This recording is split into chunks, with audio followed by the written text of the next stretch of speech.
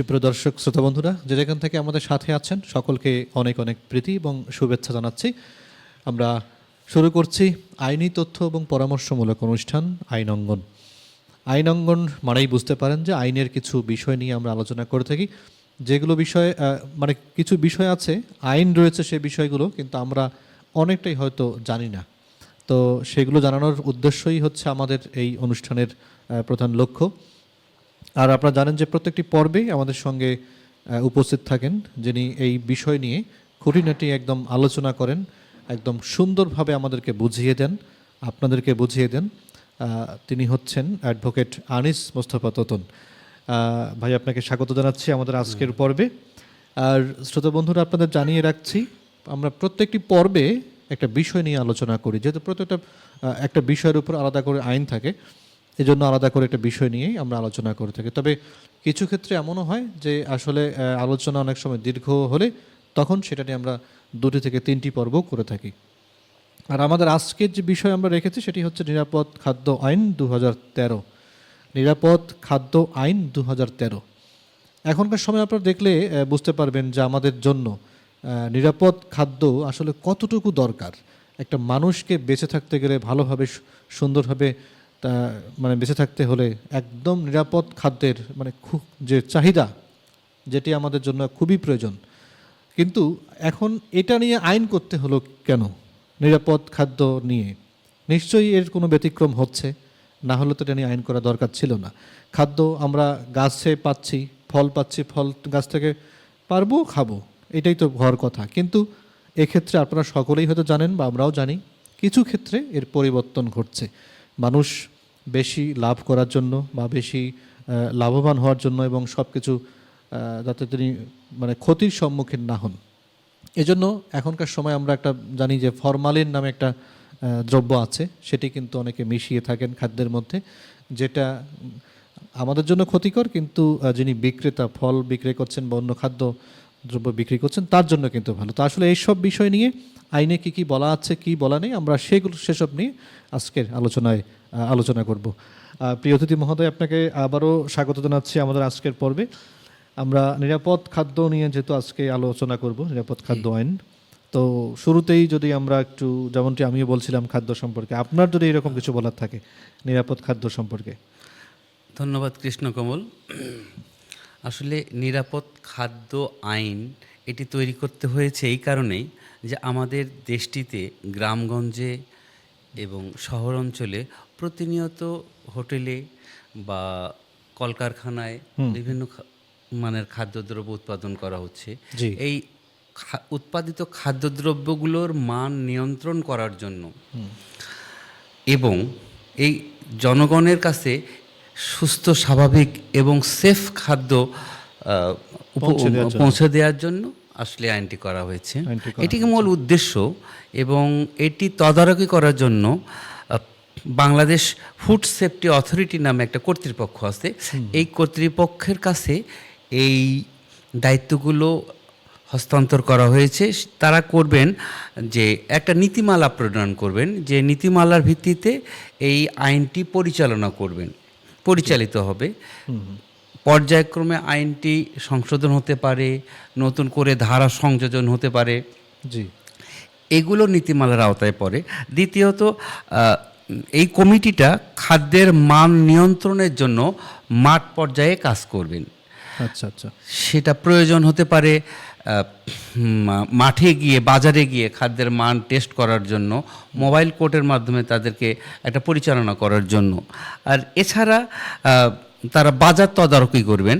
বাজারে তদারকি যদি না থাকে তাহলে আপনি দেখবেন যে নিম্নমানের খাবারে বাজারে ছয়লাভ হয়ে যাবে। হ্যাঁ, এগুলো একটা যদি সরকারের নিয়ন্ত্রণ বা নীতিমালা না থাকে তাহলে বাজার নিয়ন্ত্রণ করা সম্ভব হবে না, এবং নিম্নমানের খাবার খেয়ে মানুষের মধ্যে অসুস্থতা এবং মৃত্যু ঝুঁকি বেড়ে যাবে।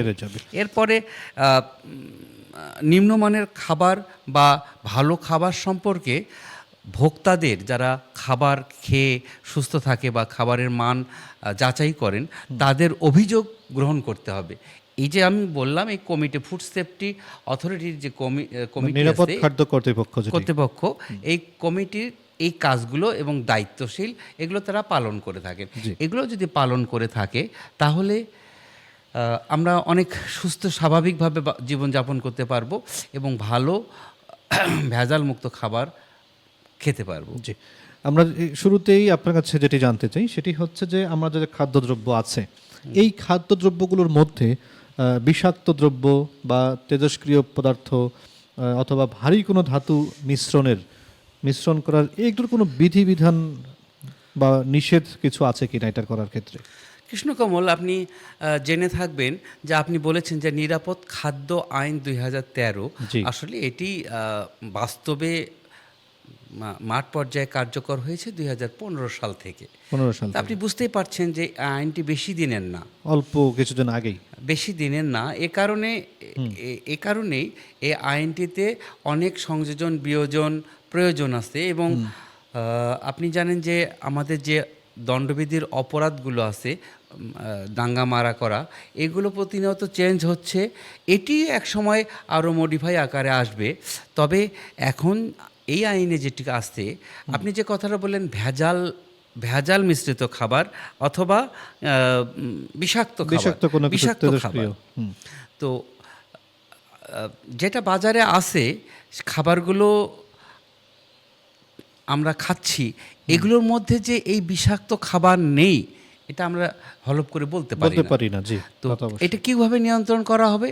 তো এই নিরাপদ খাদ্য আইনের 23 ধারায় এই বিষাক্ত খাদ্য দ্রব্য উৎপাদনের বিষয়টা একটা নিষেধ করা আছে। সেখানে বলা আছে যে এমন কোনো ব্যক্তি, প্রতিষ্ঠান বা প্রতিষ্ঠানের পক্ষে কোনো ব্যক্তি বা কোনো প্রতিষ্ঠানের কর্ণধার বা কোনো খাদ্য উৎপাদনের কোনো প্রতিষ্ঠানের প্রতিনিধি এরকম কোনো বিষাক্ত কেমিক্যাল বা দ্রব্য, যেমন ক্যালসিয়াম কার্বাইড, জি, তারপরে ফরমালিন, তারপর সোডিয়াম সাইক্লাটিক, তারপরে হচ্ছে ডিডিটি, তারপরে হচ্ছে পিসিবি, এই ধরনের বিষাক্ত কেমিক্যাল খাদ্যের মধ্যে সংযুক্ত করতে পারবে না অথবা মিশ্রণ করতে পারবে না, অথবা এই 23 ধারা অনুযায়ী এই যে উপাদানগুলো বললাম এই উপাদানগুলো কোনো মালামাল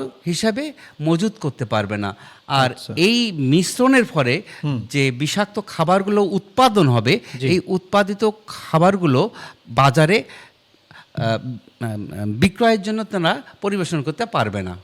আচ্ছা আচ্ছা, তার মানে এটাতে কোনোভাবেই সমর্থন করে না খাদ্যে কোনো কিছু মেশানো। বিষাক্ত পদার্থ যেগুলো বললাম আমরা অহরহ দেখতেছি, যে কথা প্রসঙ্গে এসে যায়, যেমন ক্যালসিয়াম কার্বাইড কি জন্য ব্যবহার হয়? এটা হচ্ছে কোনো ফলকে পাকানোর জন্য, দ্রুত তাকে খাবারের উপযুক্ত এবং পাকানোর জন্য, তাকে রঙিন করার জন্য এটা ব্যবহার করা হয়। ফরমালিন কি জন্য ব্যবহার হয়? ফরমালিন দীর্ঘ সময়ে কোনো খাবার, কোনো ফল, মাছ, তারপরে মাংস বা যে কোনো বিষয়কে, যে কোনো খাদ্যদ্রব্যকে দীর্ঘদিনভাবে সংরক্ষিত করার জন্য ফরমালিন ব্যবহার করা হয়। তারপরে ডিডিটি কেন ব্যবহার হয়? যেমন বীজ, কোনো বীজ, আমরা ধান বীজ বলি, পাট বীজ বলি বা তৈল বীজ বলি বা এ ধরনের আরও কিছু বীজ আছে যেগুলো থেকে শস্য জাতীয়, এগুলো থেকে মারাই করে পরে খাবার বা তৈল উৎপাদন করা হয়।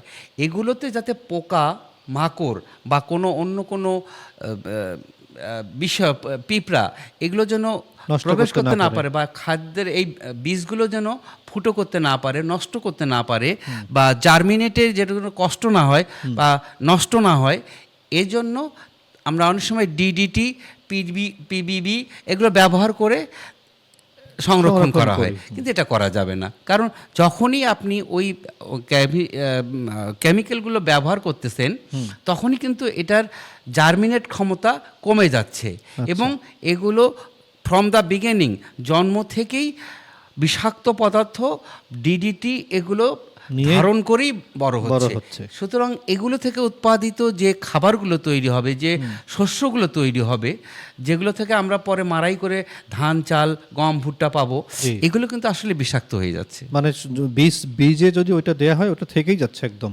তাহলে তো আমাদের জন্য একটা ক্ষতিকর ক্ষতিকর যাচ্ছে। হয়ে যাচ্ছে। তো তাহলে আমরা যদি একটু জানতে চাই এবারে, সেটি হচ্ছে যে খাদ্যে ভেজাল মেশানো বা ভেজাল খাদ্য বিক্রয়ের যে বিষয়গুলো রয়েছে এই সম্পর্কে আইনে কি বলা আছে, আমরা একটু সেই আইনের বিষয়গুলো একটু জানতে চাই। এই প্রশ্নটা তেজস্ক্রিয়তার একটা বিষয় আছে। হ্যাঁ। ভেজাল খাদ্য দ্রব্যের আগে আমি তেজস্ক্রিয়তার একটা কথা বলি। জি। তেজস্ক্রিয় এটা নিরাপদ খাদ্য আইনের 24 ধারায় সুনির্দিষ্টভাবে বলা আছে, এমন কোনো ব্যক্তি হুম। বা প্রতিষ্ঠান বা প্রতিষ্ঠানের পক্ষে কোনো প্রতিনিধি জি। বা প্রতিষ্ঠানের পক্ষে কোনো কর্মচারী বা উৎপাদন কর্মকর্তা এমন কোনো তেজস্ক্রিয় বিষাক্তটা আলাদা। তেজস্ক্রিয়, আপনি জানেন তেজস্ক্রিয়তা পরে আমি বিস্তারিত বলতেছি। তেজস্ক্রিয় অথবা বিকিরণকৃত কোনো পদার্থ ব্যবহার করতে পারবে না সরাসরি ওই খাদ্যদ্রব্যের মধ্যে।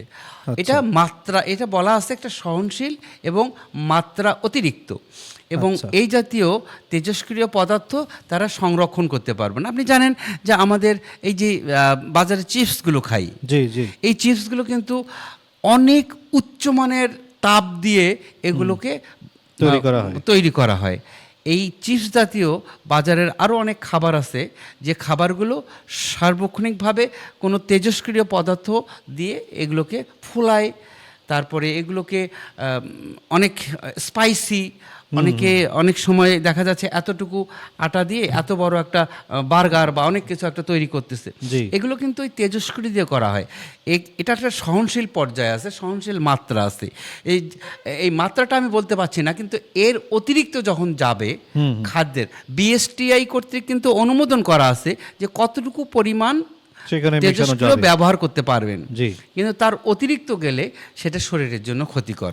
এই তেজস্ক্রিয়তা তারা ব্যবহার করতে পারবেন না। কারণ আমাদের এখানে যারা উৎপাদনকারী এরা করে কি, অতিরিক্তভাবে ব্যবহার করে যাতে খাবারটা আরও স্পাইসি হয়, আরও ফুলে ওঠে এবং আরও জনগণের কাছে আরও সুন্দর দেখায়। মানে এবং এটা আমি একটু দেখেছি ওটা, সেটাই যে সেখানে সেটার কারণে যারা খায়, যে যারা এটা এমন একটা স্বাদ তৈরি করে যেন ওই স্বাদটাই আমাদের দেহ চায়, বারবার চায়। হ্যাঁ, মানে আমি একটা খাইছি আরেকটা খাই, এমন হয় যে মনে হয় আরেকটা গ্রহণ করি, মানে এইরকম ভাবে। আপনি যেটা ভেজালের কথা বলছিলেন মনে হয় একটু আগে, হ্যাঁ একটু ভেজালের কথা বলছিলেন, খাদ্যে ভেজাল মেশানোর কথা বলছিলেন। তো ভেজাল বিষয়টা এরকম যে একই খাবার, একই কোয়ালিটি বা একই ধরনের খাবার, ওর সঙ্গে একই ধরনের আরেকটা নিম্নমানের খাবার মিশ্রণকে ভেজালটা বলা হয়। তো আমরা যেটা দেখি, অহরহ দেখি, এই যে বাজার থেকে চাল কিনতে গিয়ে দেখি যে একটা ভালো মানের চালের দাম যদি 400 টাকা কেজি, একটা বাসমতি চাল, তার সঙ্গে সামান্য কিছু উপাদান অন্য একটা চাল মিশ্রণ করা হয়। তাহলে এই কেন করা হয়? এটা বাজারজাত করলে সে বেশি প্রফিটেবল হবে। কিন্তু এটি আসলে উচিত না। এটি না, আরও আমি বলি যে নিম্নমানের খাবারের মধ্যে, মানে একটা ভালো খাবার, স্বাভাবিক খাবারের মধ্যে কিছু নিম্নমানের খাবার মিক্সড করে দেয়া হয়, এটিকে ভেজাল বলে। এই আইনের 25 ধারায় যেটা বলা আছে, এই নিরাপদ খাদ্য আইনের 25 ধারায় যেটা বলা আছে যে কোনো ব্যক্তি বা কোনো প্রতিষ্ঠান বা কোনো উৎপাদনকারী প্রতিষ্ঠান বা কোনো বাজারজাতকারী প্রতিষ্ঠান বা কোনো বাজারজাতকারী ব্যক্তি কোনো খাদ্যদ্রব্য বিক্রয়ের জন্য এর মধ্যে কোনো ভেজাল মিশ্রণ দিতে পারবেন না, এটি নিষেধ করা আছে। তো যদি কেউ দিয়ে থাকে তার জন্য শাস্তির কোনো বিধান আছে। শাস্তির বিধানটা আমি রেখে দিলাম, পরের অনুষ্ঠানে সব এক এক করে শাস্তির বিধানগুলো আমরা বলবো। তার মানে আমরা বুঝতে পারছি যে খাদ্যে ভেজাল মেশানোটাও এটা করাটা উচিত নয়। এবং আমরা দেখি বাজারে, আমরা যদি চাল কিনতে যাই, চাল তো চাল, এখন কখনো বলতেছে এটার দাম 60 টাকা কেজি, কখনো 70 টাকা কেজি, কখনো 80 টাকা, কখনো 50 টাকা। তো আমিও মাঝে মধ্যে এটা কি চিন্তা করি যে এটা হওয়ার কারণটা কি? ধান থেকে যে চাউলটা আমরা পাই এটা তো একরকমই পাওয়ার কথা, জি। একই দাম হওয়ার কথা, কিন্তু সেখানে ভিন্নতা দেখা যাচ্ছে। তার মানে সেখানে ভেজাল কিছু থাকে, কারণ আপনি হাতে নিলে বুঝতে পারবেন এর মধ্যে অনেক ভেজাল আছে। ভেজাল আছে। কিছু ভাঙ্গা চাল বা দ্বিখণ্ডিত চাল জি। একটা মিশ্রণ করে দেয় যাতে ওই খাবার ওই চালটার দাম মূল্য বেশি করা যায়, বেশি করা কম এরকম।